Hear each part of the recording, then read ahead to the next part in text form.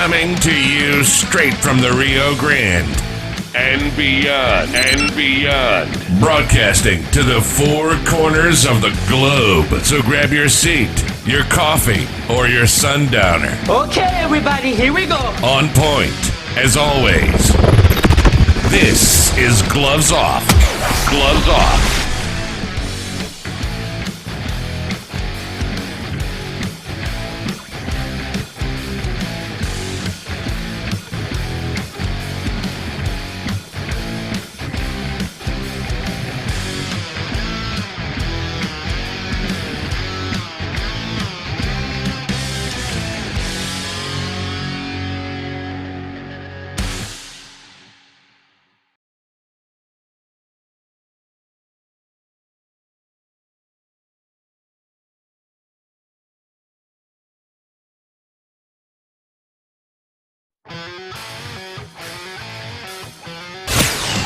Gloves Off is always on point. On point.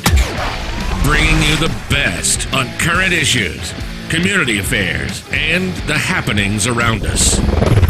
This segment of Gloves Off is brought to you by the best, so pay them a visit. Check them out. This is Gloves Off.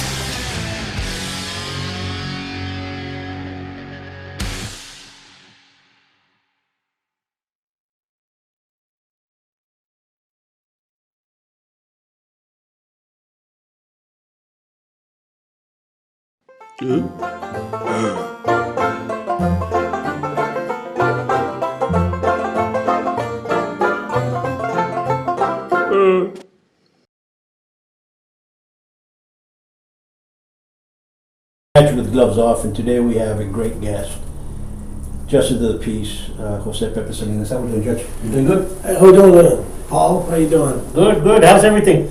Doing great, Paul. Thank you for the invitation here. Oh, thank you for always showing up and showing your concern and doing what you're doing. You're right. And doing what you're doing. So tell me, what's going on with the courts? What's changing?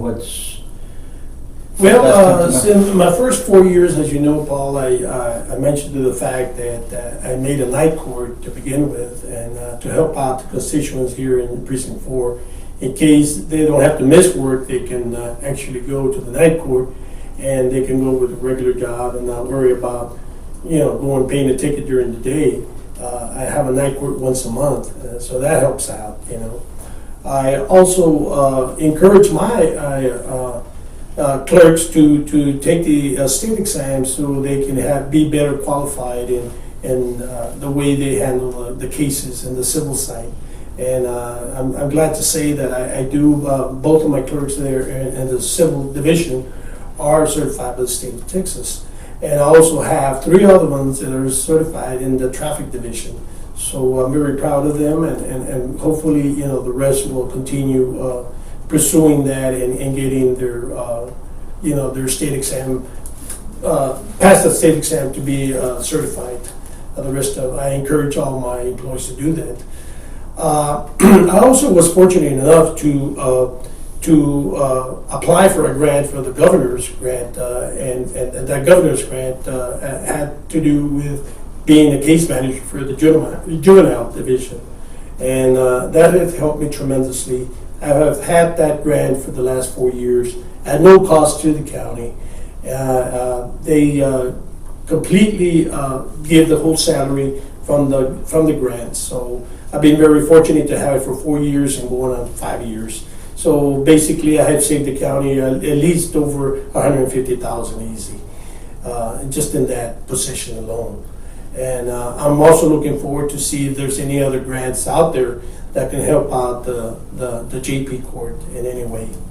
I also made it possible for the attorneys, when I have civil cases with the attorneys, what I try to do is have them in the afternoon, because I know that they go to higher courts in the morning, and so I can expedite the cases a lot faster. I do them in the afternoon so they can go to the higher court and be able to attend mine in the afternoon. And how has that come up? That has been a great. I had a great response from the attorneys. Made them a lot accessible for them to be in my court. Correct, correct. What else has changed? Well, it's interesting because, let me just say, in the next 4 years, this is my first 4 years, I'm going on my second term. Sure. In January, I just got sworn in for my second term. And my second term, what I want to do, Paul, make sure that we try to go paperless as much as we can. That's one of the hard things to do, but I'm going to try it and try to get to that point where we can be as paperless as much as we can.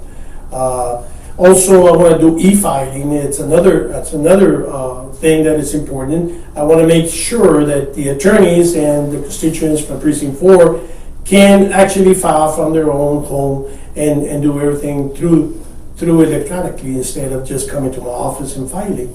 That's another thing that I'm looking for the next 4 years, and that's top of my priority there.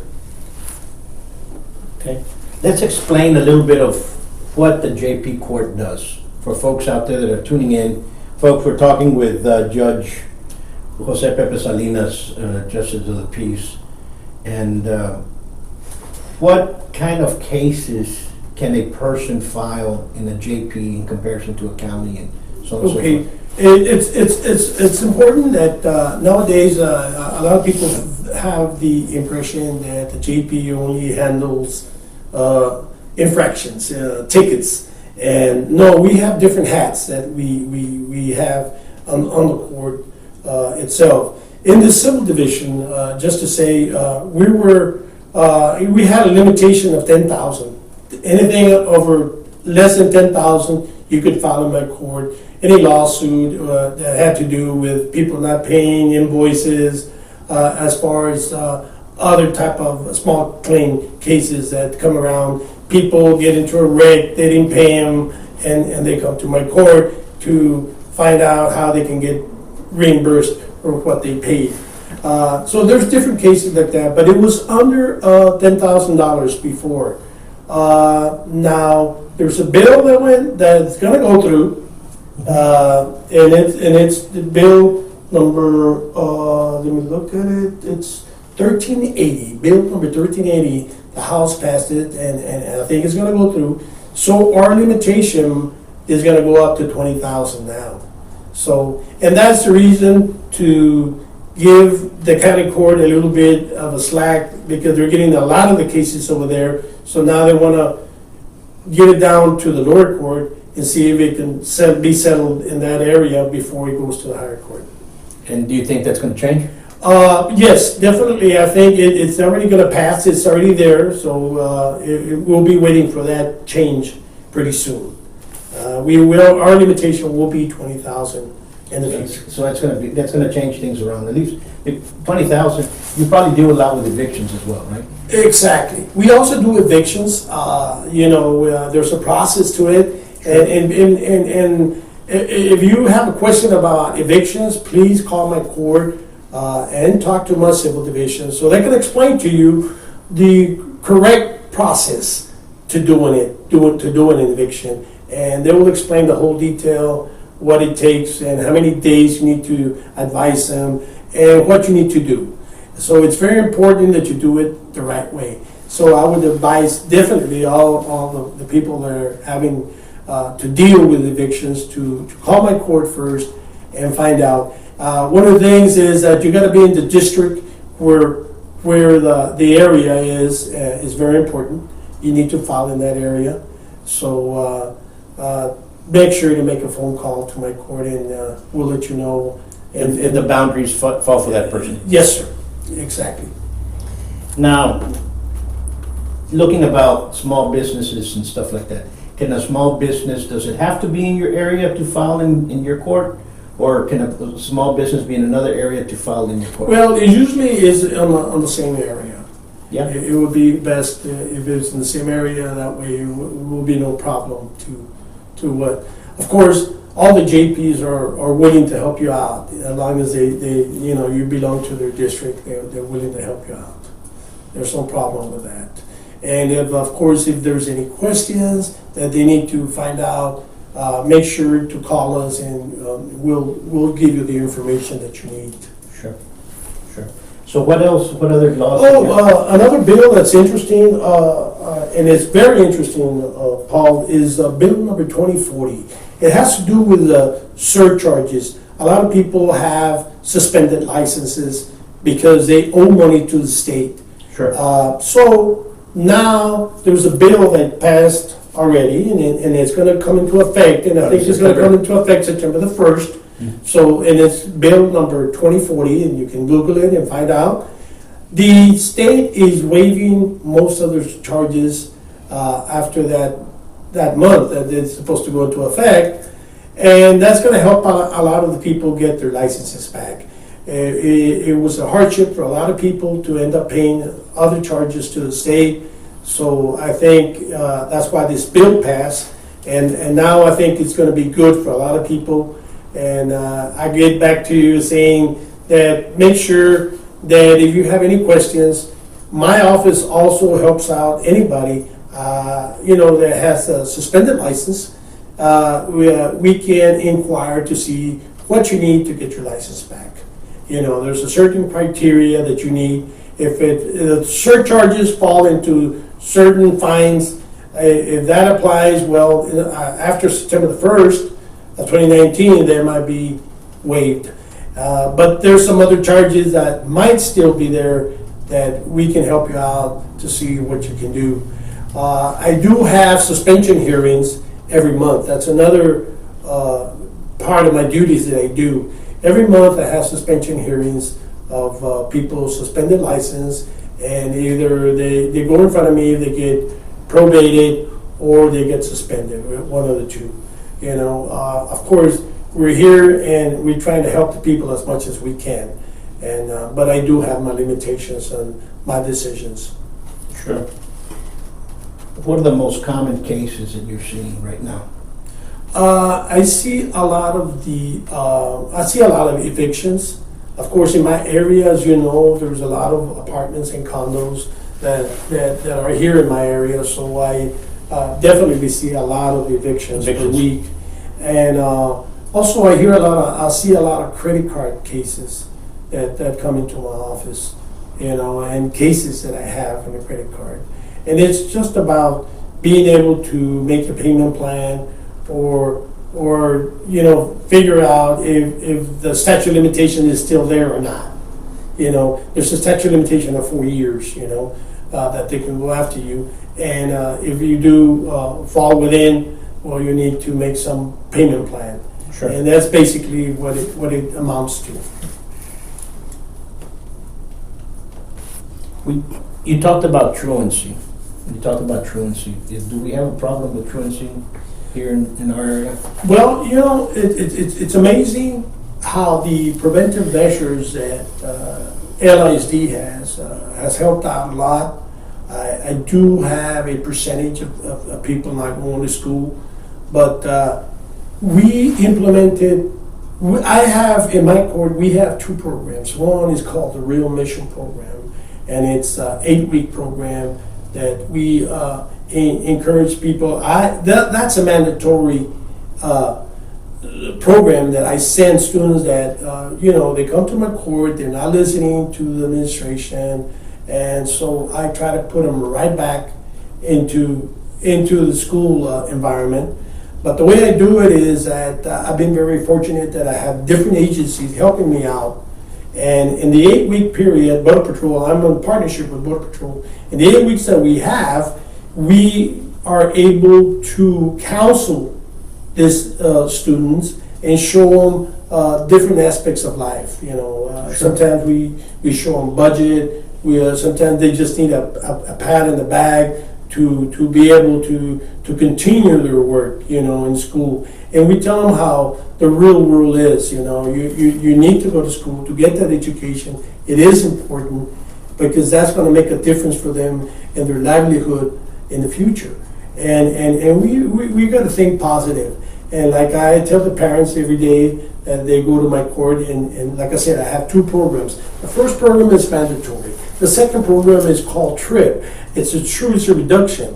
And that one, the mother and parents have a choice. After they miss 5 days of school, before the 10th day, they can come to my program, and it's a month program that we go into. And what we try to do is basically the same thing. Go into telling, encourages people to learn, to go to school. That's important, and why we need to go to school. And sometimes the counseling that we have there, we have Border Patrol, we have the Sheriff Department, we have SCAN. We have so many different agencies helping me out right now. I believe it was up to a total of 15 different agencies that are helping me out. And it's all about being able to help the student get back into the school environment and show how important it is to go to school. And sometimes they just need this type of counseling to go back and learn, about why it's important to go to school. You're absolutely correct. We have lost touch, I guess. Your generation, my generation, we all had kids that didn't go to school for whatever reason. Right? Not problems at home or problems financial, and sometimes the kid doesn't want to go to school, he's embarrassed. And then you get other types that are bullying. Exactly. It's funny you say that, because it has happened where sometimes the kid doesn't want to go because he's being bullied, and the teachers are not aware, and the mother is not aware either. And with these counseling sessions that we have, things like that come out, and we take corrective actions right away. The school district is always willing and to help out and to put a stop to it. And so we do that pretty often. And because of these programs, we've been able to, find out certain things that the child is going through. There's different issues. Sometimes it might be medical issues that we might be looking at. Sometimes it has to do with the bullying, and transportation is another big issue, Paul, that people they don't have the means to take the kid to school, and there's not a bus going through there, and so we try to remedy all that with the school district. I've seen it with UISD, but they've been very well with the transportation. I've seen kids that had lived with parents that are separated, and one weekend they're over here, and one weekend they're in the school district, but they can walk to the corner and get a bus. Right. But over here, they might live with their father outside the district. Well, guess what? UISD picks them up. Yeah. Because that child is from UISD. I have seen that. Right. I've experienced that. And transportation would be an issue. Bullying would be another issue. But sometimes kids need to be. They have to understand, especially our youth, that there's people out there that are willing to help. Yes. And definitely, I get a big support from all the counselors, from United Independent School District, the teachers, the truant officer, excellent truant officers that I have in my district. We have a well-equipped team that we get together and try to do the best for our kids. Of course. Obviously, like I said, problems are going to be there all the time, but I think we have a very high rate at United Independent School District for non-attendance, and I think it was like 95, 96, close to 96. So they're doing a great, fantastic job.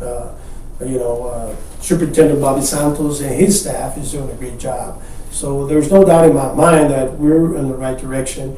We're there to serve the people as well as the kids. And our kids are our future for tomorrow, and we got to make sure that they get that education. And sometimes, the parents get frustrated when they come to my court, but like I tell them, we never give up. No, you can't. We never give up, because it's your child. You have to make a difference. We, as a team, have to make a difference. And I think working together like we are, and in the past 4 years that I've been there, we have been working very closely together. The staff of United Independent School District is doing a great job. And I think we communicate very well, and we try to do the best we can for our kids in this area. Absolutely. And that's basically it. So parents, if you guys are having trouble, reach out, because you have to. Definitely. And if you can't reach out to the counselors, reach out to one of the JPs. It'll get to you. You have to understand that I get a lot of parents that my son's being bullied, my daughter's being bullied, we have bullying issues. You all have to take that child out of that environment.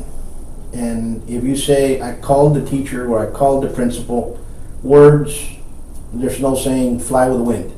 You have to literally write down and make a paper trail because there's laws that protect kids that are actually being bullied. And that's the bottom line. I say this to most parents, and I say this very openly. And it is not the child's fault that he's being bullied. Exactly. It is not the educator's fault that he's being bullied. It is our fault as parents that we're not doing anything for our child that is being bullied. And we have to take that into concern and into play. It's just like if you have a child that is doing bad in math or bad in English, you find them a tutor. If your child is being bullied, you find them somebody that can teach them how to defend themselves. And that's just the way life is. Yeah, and there's no doubt, every complaint that we have as far as bullying is concerned is taken very seriously, and we take care of business. The school district does, and if they come to my court, I make sure that they address that problem right away. And we have done it. We have done it numerous times in my court, and they take it very seriously, and they take. They do the process they need to do. Sometimes they need to change schools, and they change schools. Sure. And the school district makes it the right way. They find out the right way to do it. If it's only separation, maybe it could be just counseling with the other parents of the kid that's bullying this kid. Maybe that would be sufficient. If not, we would take some other option. Oh, you're absolutely correct. Now let's touch base on another matter on bullying. Do you see a lot of temporary restraining orders and peace bonds and all that? Is that what? Lately I have seen a lot of peace bonds that come to my area. Of course, the peace bond, you can put it in every JP, doesn't matter where. But I've seen, a lot of peace bond come. Domestic violence, top of the deal where, the husband and wife, they're separating and they get into a little domestic violence, and yes, so they come to my court, and that's where I put restrictions on the individual when I put a peace bond. Sometimes I have to do a mutual peace bond, which is both parties get it, and that way they need to respect the rules that I give them. And basically it is, not to talk on the phone, not to use not to texting, not to use Facebook and make any comments about the case. If they happen to go to a restaurant, whoever's there first stays, the other one leaves. Of course, you're going to see them at the mall, and you got to go in different directions. And that's what I mainly tell them to stay away, and they usually do. And it's good for 1 year. It's very important because once more, we get a lot of people that call, a lot of women call, and their main concern is, and I say this, and their main concern is, I want martial arts classes. Yeah, well, why? Is it because of a hobby or something you picked up? No, it's because I'm being stalked or I'm being followed by an ex-boyfriend. Well, it's too late. Go get a peace bond. You know what I'm saying? Right. Right now, and you as well, and I know that coming back from a kick and punch background, you know very well that it takes a long time to develop any type of skill. It's not going to happen in a microwave second. Yeah, it's not overnight. But so that's something that's great for a year. But both men and women, when you guys are in that type of situation, do go get a peace bond. Yeah, definitely. And if they break the peace bond for whatever reason, make sure to call the police right off the bat if he's breaking and the police officer will get there and take care of business. If it deals more than that, then it's more of a harassment, then you can go to the DA's office and file another charge. Sure. And that would be a lot, and then they'll put a restraining order and that would go with that. But a lot of the times the peace bond will do it. I think the individual will understand that it might escalate where you're going to get arrested. Sure. And that's the turning point where they decide to leave them alone. Yeah, you're absolutely right. What else can we touch base on? That's pretty much. I mean, like I said, I'm really looking forward for these next 4 years. There's another law that came out that is called 1631. It had to do with the cameras up there, like in Houston, where at 2 o'clock in the morning you pass a red light, and well, those are going to be eliminated also. Yeah. So that's another bill that came across. So those three important bills but I feel the most important one is probably the 2040, which is going to help a lot of people get their licenses back. Like I said, the other bill, 1380, which is going to increase, is just going to increase my load in my office, and of course the load of all the rest of the JPs. So in the civil side, yeah. No, you're absolutely, that's great, that's great. So, thank you so much again for standing up. Anything else you'd like to talk to? Yeah, well, I like to say I'm really trying to help out the people to get their occupational licenses. If their license is suspended, please stop by my office and find out a little bit more how we can help you out. We're ready and we're anxious to help out these people, because I know that you need a license to drive and to work, and even though there's restrictions in the occupational license that I put, still it's a lot better than for you to be driving without an occupational license, because you're going to get a ticket. And that's what I keep telling them, come to my office, get an occupational license, that way you won't get a ticket until you get your regular license back. And of course, we'll look into all the details to see and try to help you out if you do qualify for it. Great, beautiful. Well, once more, I want to thank you again. Thank you, Bob. And Thank you for the invitation. And come by anytime and let us know what's new and anything else on your court. Yes, definitely. And then we'll get it going. Folks, until next time, peace.